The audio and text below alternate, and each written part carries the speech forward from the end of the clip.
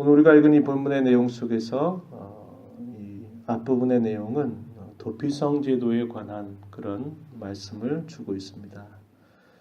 이미 이스라엘 백성들이 요단강을 중심으로 해서 요단강 동편에 있는 곳 세 곳에다가 도피성을 세울 것을 말씀하고 또 이제 그들이 점령하게 될 이 가나안 7족에 있는 이 땅도 그들이 차지하게 될 때 또 그곳에서 세 곳을 구별해서 도피성이 있는 그런 성읍을 만들 것을 하나님께서 명령하고 계십니다. 자, 그래서 그들로 하여금 이런 고의적이지 않게 의도 없이 사람을 죽이게 되는 경우에 피해 보복자로 하여금 그 사람의 생명을 보존하게 하시려고 이렇게 제정해 주신 그런 제도, 그것이 바로 도피성 제도 이렇게 말할 수 있겠습니다. 자, 본문으로 가서 한번 보시면요. 자, 1절 말씀에 여호와께서 이 여러 민족을 멸절하시고는 하나님 여호와께서 그 땅을 내게 주심으로 내가 그것을 받고 그들의 성읍과 가옥에 거주할 때 내 하나님 여호와께서 내게 기업으로 주신 땅 가운데서 새 성읍을 너를 위해서 구별해라. 이렇게 표현해서 자, 그렇게 하게 하신 그 목적은 3절 가서 보면 자, 모든 살인자를 그 성읍으로 도피하게 하라고 하시는 거죠.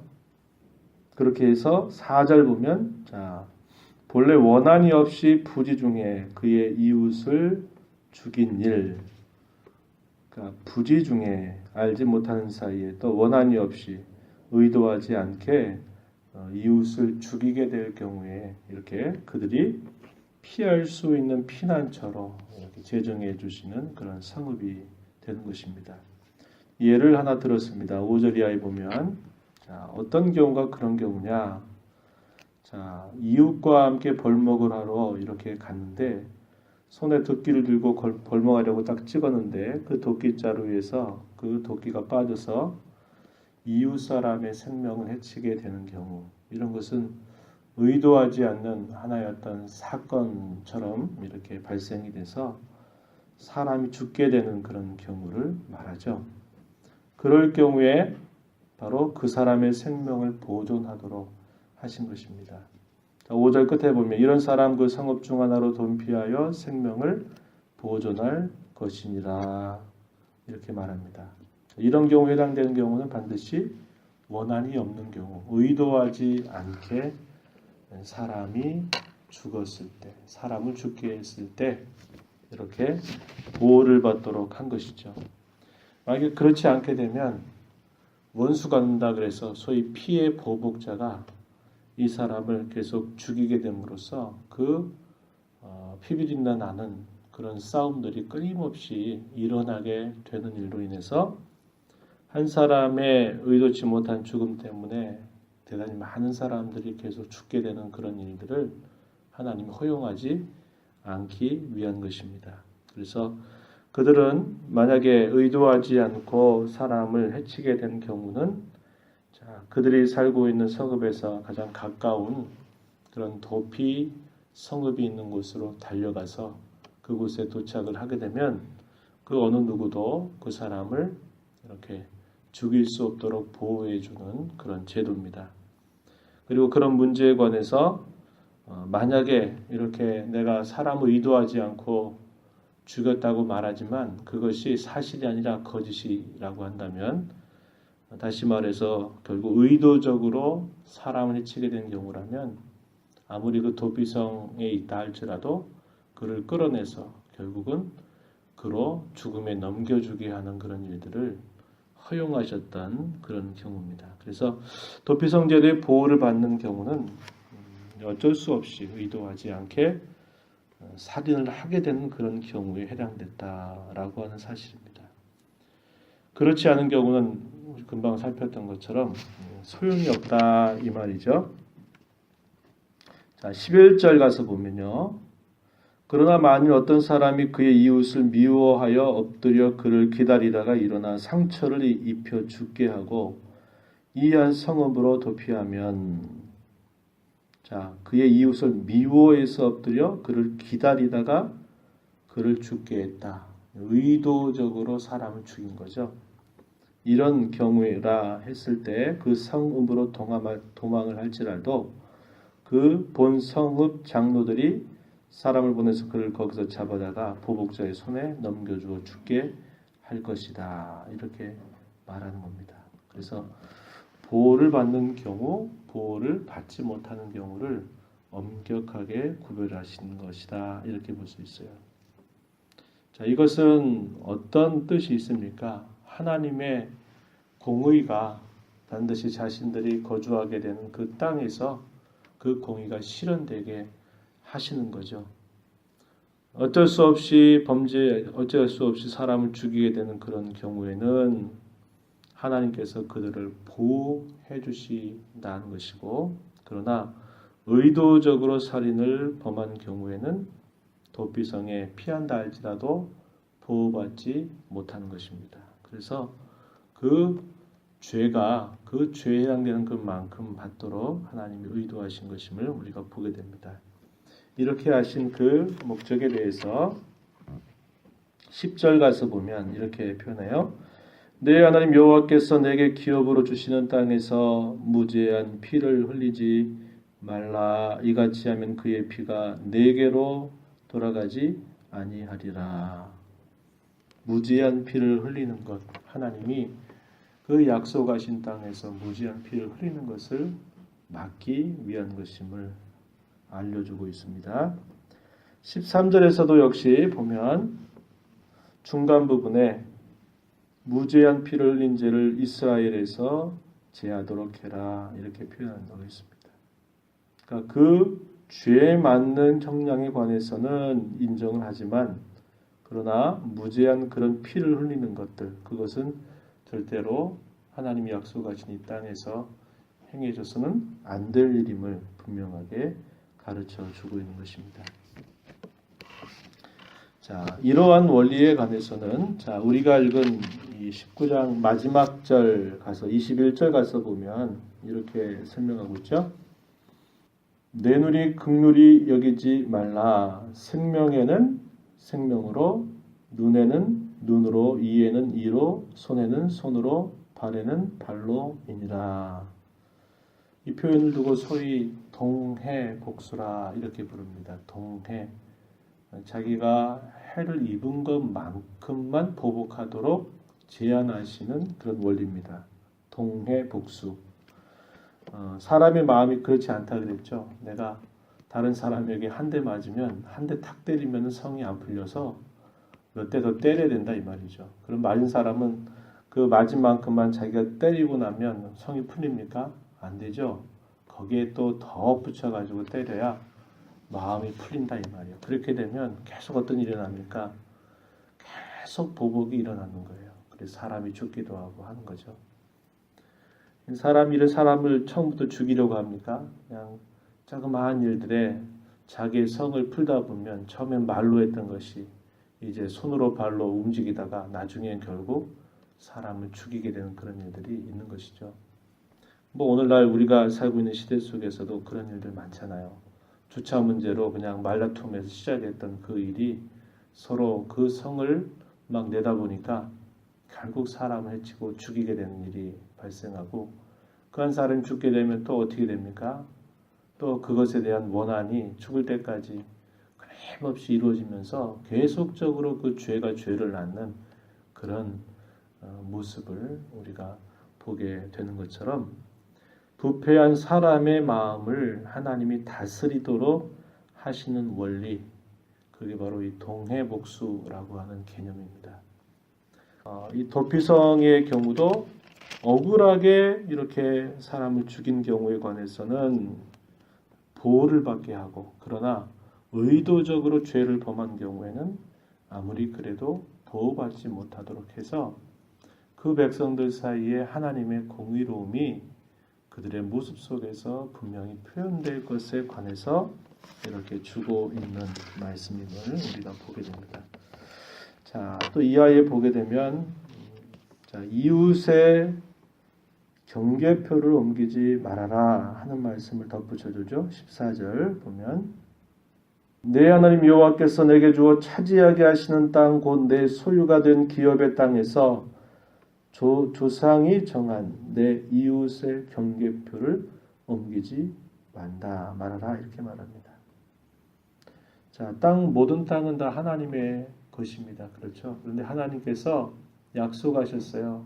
그 하나님의 것을 그 지파에 따라서 지파의 사람의 수에 비례해서 하나님이 그 땅을 기업으로 주신다는 겁니다. 그래서 그 기업을 유지하도록 하나님이 그것을 주시는데 그런 기업을 주시는 것을 가지고 그것을 이렇게 거짓을 행한다든지 그것을 탐해 가지고 이웃의 소유를 해치게 하는 경우, 해를 입히게 되는 그런 경우를 하나님이 원치 않고 그것을 해서는 안 된다. 이렇게 가르쳐 주고 있는 것이죠. 자, 그것은 하나님께서 그 백성에게 주셨던 계명 가운데 제 10번째 계명에 해당되는 하나의 적용입니다. 내 이웃의 소유를 탐하지 말라라는 것이죠. 하나님께서 주신 그 경계선을 분명히 지키고 그것을 자기 탐심의 기회로 삼아서 남의 소유를 탐해서는 안 된다라고 하는 것을 분명하게 말씀하고 계시고요.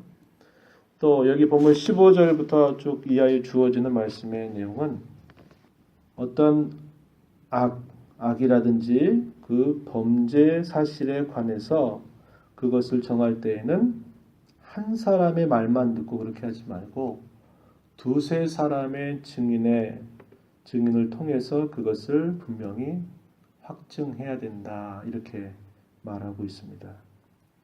그래서 어떤 사실관계에 관해서는 거기에 정확한 진실이 드러나는 일들을 하나님께서 원하고 계심을 보여주고 있고요.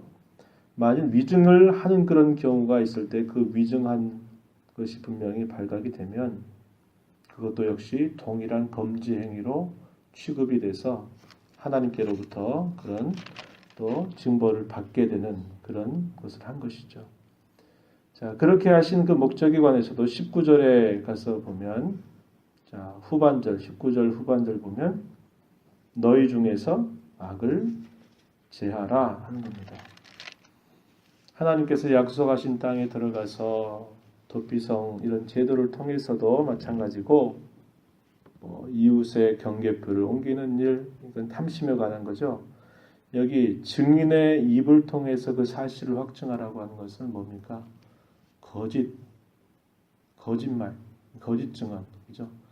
제 8번째 계명에 해당되는 그런 교훈들도 여기에 예를 들어가지고 분명하게 위증을 해서는 안 되고 진실이 드러나도록 해야 된다.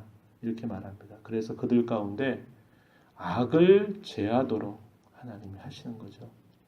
그것은 하나님의 성품이요. 그 백성들, 그 하나님의 자녀가 된 사람들이 자신들의 삶 속에서 분명히 맺어 가야 할 그런 분명한 열매로 이렇게 하나님께서 말씀하고 계심을 우리가 보게 되는 겁니다. 그런 부분들이 자신들이 살고 있는 그 땅에서 자신들의 삶의 모습 속에서 그것이 잘 드러나야 되는 것. 하나님이 그 백성들에게 요구하시는 그런 본분임을 우리가 알게 되는 것이죠. 오늘 우리가 이 말씀을 보면서 구약의 이런 도피성의 제도는 자신들이 의도적으로 범죄한 것에 관해서는 여전히 보호받지 못했어요. 그러나 오늘날 저와 여러분이 이렇게 범죄한 것들, 모르고 범죄한 거고, 모르고 이렇게 어떤 행한 일들, 그런 일들보다도 사실상 알면서 행한 그런 범죄 일들이 얼마나 많습니까? 그럼에도 불구하고 우리 주 예수 그리스도 안에서 우리가 그러한 죄조차도 용서받을 수 있는 그런 자리로 우리가 부름받았다는 것은 그것이 얼마나 큰 하나님의 은혜인가를 우리는 알게 되는 겁니다. 우리가 의도하지 않은 것만 용서받고 의도했던 것들 다 우리의 죄를 따라서 벌받고 한다면 어떻게 됩니까? 우리 중에 살아남아 있을 자가 아무도 없는 것이죠. 이 도피성의 제도를 통해서 하나님은 결국 더 큰 은혜를 우리 주 예수 그리스도 안에서 우리에게 허락해 주셨음을 우리가 알게 되고, 그런 은혜의 자리에 우리가 부름받았다고 하는 사실들을 우리는 알게 되는 것입니다. 그래서 우리의 모든 죄가 그리스도 안에서 용서받았다고 하는 이 사실들을 우리가 기억하면서 용서받은 자로 우리가 하나님 앞에 우리 안에 있는 모든 그런 죄의 뿌리들과 죄의 습성들과 이런 관행들, 그런 것들을 끊어버리고 제하는 그런 삶을 끊임없이 살아가야 됨을 우리가 잘 배우는 것이죠. 그래서 용서받았기 때문에 아무렇게나 해도 된다, 이게 아니고, 용서받았기 때문에 내가 더 이상 그렇게 해서는 안 된다고 하는 그런 거룩한 결심, 그런 다짐을 가지고 우리가 죄의 세력과 싸우고 이 죄를 제하는 일들을 힘써 살아가야 됨을 우리는 이걸 통해서 잘 배우게 되는 것입니다.